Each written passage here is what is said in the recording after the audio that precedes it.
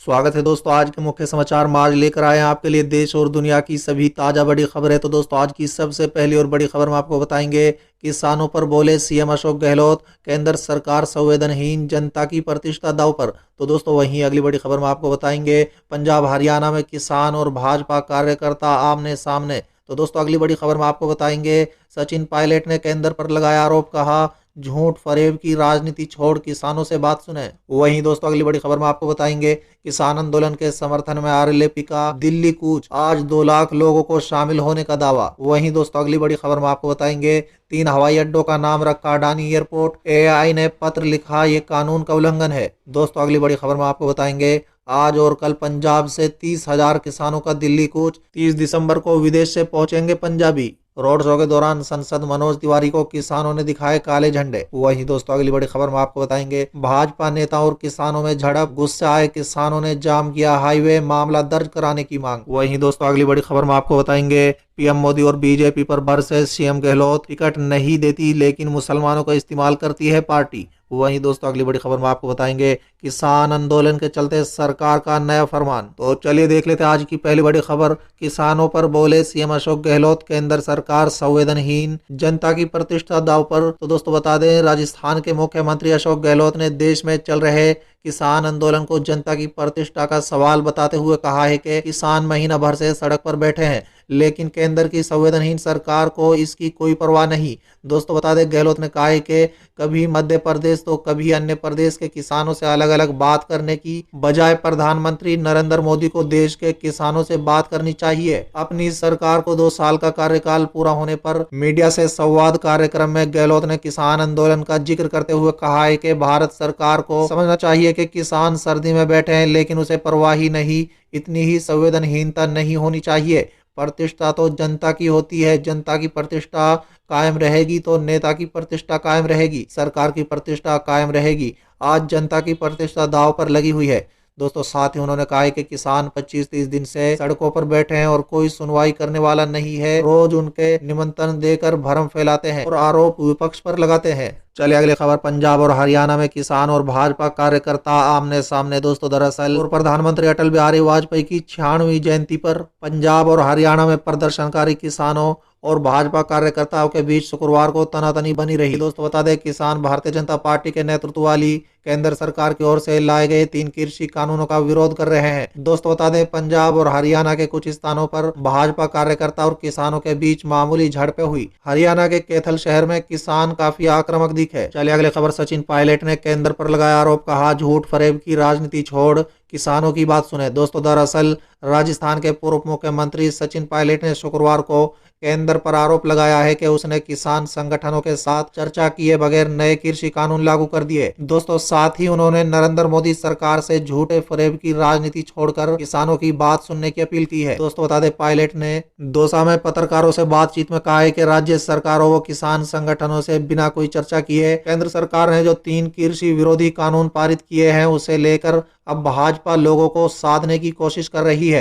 केंद्र सरकार को ये पाखंड और झूठ फरेब की राजनीति बंद कर किसानों की बात सुननी चाहिए। दोस्तों साथ ही उन्होंने कहा है कि केंद्र सरकार ने किसानों की अनदेखी करते हुए जो 3 आत्मघाती कृषि कानून पारित किए हैं, आज उस चुनौती का सामना पूरा देश व समाज कर रहा है। दोस्तों बता दें, साथ ही उन्होंने कहा है कि मैं चाहता हूं कि देश के तमाम लोग इन कानूनों के खिलाफ एकजुट प्रदर्शित करें। साथ ही उन्होंने आरोप लगाया है कि संसद में इन 3 कानूनों को अलोकतांत्रिक तरीके से पारित कराया गया था और ये कानून किसानों के हितों के रक्षा करने में नाकाम रहेंगे। पायलट ने कहा है कि चंद पूंजीपतियों को पूरा देश की पूंजी देने की योजना केंद्र सरकार की और उसके खिलाफ हम सब एक साथ खड़े हैं। चलिए अगली खबर, किसान आंदोलन के समर्थन में आरएलएपी का दिल्ली कूच, 2 लाख लोगों को शामिल होने का दावा। दोस्तों दरअसल राष्ट्रीय लोकतांत्रिक पार्टी यानी आरएलएपी के संयोजक और नागौर के सांसद हनुमान बेनीवाला ने 2 लाख किसानों जवानों के साथ शनिवार को दिल्ली कूच करने का दावा किया है। दोस्तों बता दें, उन्होंने कहा है कि दिल्ली कूच से पहले कोटपुतली में किसान और पार्टी कार्यकर्ता एक तीर्थ होंगे। दोस्तों साथ ही पार्टी संयोजक हनुमान बेनीवाला ने कहा है कि देश का अन्नदाता कड़ाके की ठंड में सड़कों पर बैठा है, ऐसे में केंद्र सरकार को किसानों का मन रखते हुए